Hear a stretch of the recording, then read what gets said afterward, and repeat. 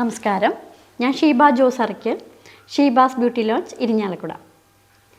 ഇന്ന് നമ്മൾ ഒട്ടുമിക്ക പേരും നമുക്ക് നല്ല സ്കിന്ന് കിട്ടണമെന്ന് ആഗ്രഹിക്കുകയാണ്. അത് കൊറിയൻ ഫേഷ്യലൊക്കെ വന്നേ പിന്നെ കൊറിയൻ ഗ്ലാസ് സ്കിന്ന് വേണം എന്ന് ആഗ്രഹിക്കുന്നവരാണ് ഒട്ടുമിക്ക പേരും. അപ്പോൾ അതിന് വേണ്ടിയിട്ട് അവർ ഒരു പ്രൊഡക്റ്റിന് പുറമെ ഒരു പ്രൊഡക്റ്റും കൂടെ അപ്ലൈ ചെയ്ത് കാണുന്നുണ്ട്. അത് തികച്ചും തെറ്റാണ്. അത് ഗുണത്തേക്കാളേറെ ദോഷം ചെയ്യും.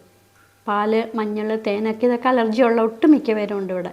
അതുകൊണ്ട് നമ്മളൊരു പ്രൊഡക്റ്റ് മേടിക്കുമ്പോൾ അതിൻ്റെ കണ്ടൻറ്റ് എപ്പോഴും ശ്രദ്ധിച്ച് വേണം മേടിക്കാൻ.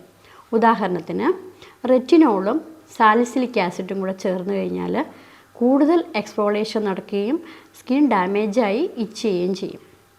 അതുപോലെയാണ് വൈറ്റമിൻ സിയും AHAയും കൂടെ ചേർന്ന് കഴിഞ്ഞാൽ രണ്ടും ആസിഡ് ഫോം ആയതുകൊണ്ട് കൂടുതൽ അങ്ങോട്ടും ഇങ്ങോട്ടും ഒന്നും എഫിഷ്യൻസി കുറയ്ക്കും.